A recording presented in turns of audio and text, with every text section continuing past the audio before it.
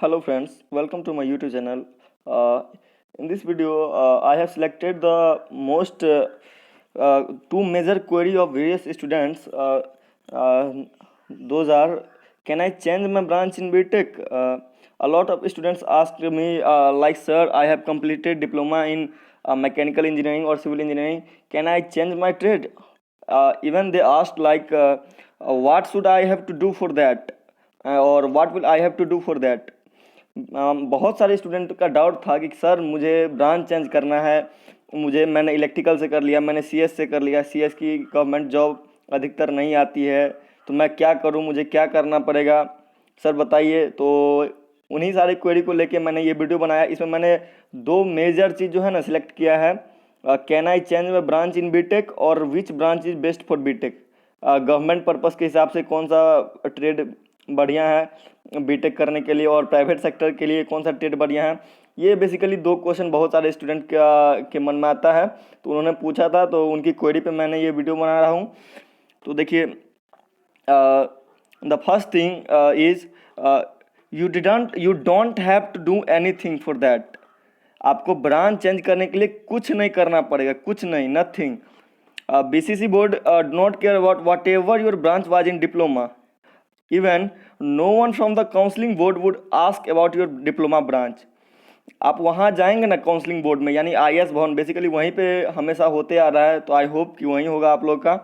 तो वहाँ पे आपसे जो भी काउंसलिंग के मेंबर वहाँ पे प्रेजेंट होंगे, कोई आपसे नहीं पूछेंगे कि आपका डिप्लोमा में क्या ब्रांच था।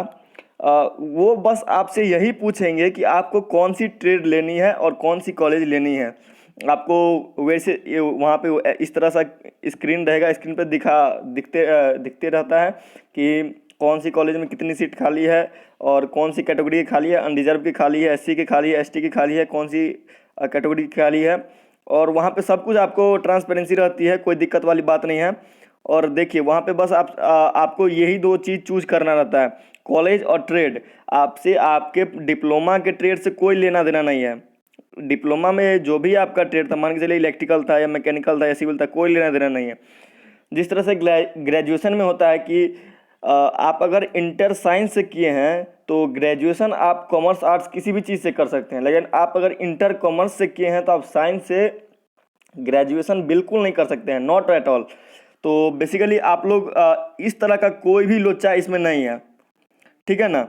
इस बीटेक में सीधा है कि आप कोई भी ब्रांच रखना चाह रहे हैं तो आप ऑब्वियसली आप रख सकते हैं, और उससे कोई उसका लेना देना नहीं है कि आपने कौन सा ब्रांच डिप्लोमा में रखा था, CS रखा था, मैकेनिकल रखा था, इलेक्ट्रिकल रखा था, कुछ भी रखा था, ठीक है। तो बस यही चीज़ है कि आप लोग कोई भी अगर ट्रेड रखे हुए हैं ना, एनी ट्रेड, आप लोग अगर एनी ट्रेड रखे हुए हैं तो आप लोग चेंज कर सकते हैं, ठीक है।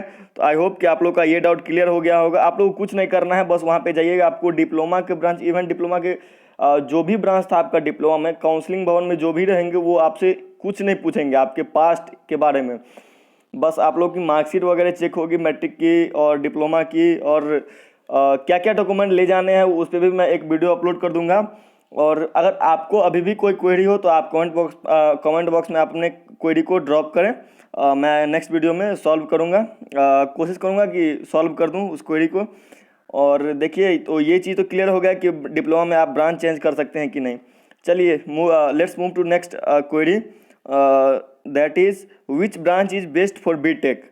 बहुत सारे स्टूडेंट इसी को लेके परेशान रहते हैं, सर मैंने कंप्यूटर साइंस से कर लिया, मैंने इलेक्ट्रॉनिक्स से कर लिया डिप्लोमा, तो अब मैं क्या करूं। देखिए, CS ब्रांच और इलेक्ट्रॉनिक्स ब्रांच जो होता है ना, इस दोनों की गवर्नमेंट जॉब आई थिंक कि बहुत कम है, निग्लिजिबल रखिए। लगभग अगर इसकी वैकेंसी आप बात की जाए तो 5% बस आती है, मुश्किल से, हार्डली 5% आती है, और 95% जॉब जो है सो सिविल मैकेनिकल वगैरह से आती है। तो अगर आपको, देखिए ध्यान से सुनिएगा, लिसन केयरफुली, ये अगर गवर्नमेंट जॉब में जानी है तो देखिए, मैं मोस्ट इम्पोर्टेंट रैंकिंग वाइज बता रहा हूँ, सबसे ज़्यादा सीट आती है आजकल सिविल की, ठीक है। गवर्नमेंट जॉब की बात कर रहा हूँ मैं। उसके बाद इलेक्ट्रिकल या ECE वगैरह जो होती है ब्रांच, उसकी आती है। और थर्ड नंबर पे आई थिंक मैकेनिकल ब्रांच है। CS की बीटेक के बाद भी गवर्नमेंट जॉब उतनी अधिक नहीं आ पाती है। हाँ, लेकिन अगर आप प्राइवेट सेक्टर में जाते हैं तो सबसे ज़्यादा पैकेज आपको मिलने वाला है CS ब्रांच से, प्राइवेट सेक्टर में अगर आप जा रहे हैं तो। और CS के बाद आप देखिए मैकेनिकल वालों को क्या है ना कि वो एवरग्रीन ब्रांच है, आप गवर्नमेंट में भी मिल जाती है। और मेनली फ़ायदा ये है मैकेनिकल ट्रेड वालों को कि प्राइवेट सेक्टर में आपका जॉब लगने में कोई भी दिक्कत नहीं होगा। वेदर आपकी सैलरी कम सैलरी मिले, लेकिन आप तुरंत जॉब कर सकते हैं। माने कहा जाता है ना कि जब मन तब जब चाहे तब आप कर सकते हैं, उस टाइप का है इसमें। तो देखिए गवर्नमेंट पर्पज़ से सिविल सबसे नंबर 1 पे आ गया आपका, सेकेंड 1 पे इलेक्ट्रॉनिक्स वाले जो भी ट्रेड होते हैं वो आ गए, थर्ड नंबर पे मैकेनिकल आ गए, और आई थिंक कि CS को आप इसके नीचे ही लेके चलें। और अगर आप प्राइवेट सेक्टर में जाना चाहते हैं तो आइए हम प्राइवेट सेक्टर के टॉप 5 के बारे में बात करते हैं।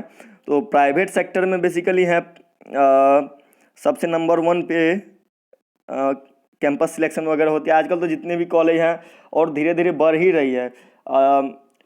इवन डिप्लोमा में भी जो है ना ट्रेड आजकल इतनी कैंपस सिलेक्शन हो रही है कि इसी बीच में एक GP मुजफ्फरपुर पॉलिटेक्निक की एक आई हुई थी कैंपस ड्राइव, तो वो 70,000 दे रही on hand salary.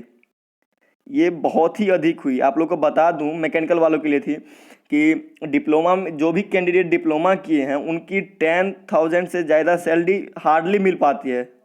I think ज़्यादा से ज़्यादा जाती है 12,000, लेकिन 17,000 मिल रही थी। और नेट सैलरी 17,000 थी, लेकिन टोटल मिल रही थी 21,000, लेकिन PF वगैरह काट के 17,000 पे आपको क्लियर कट वहाँ पे मिल रहा था।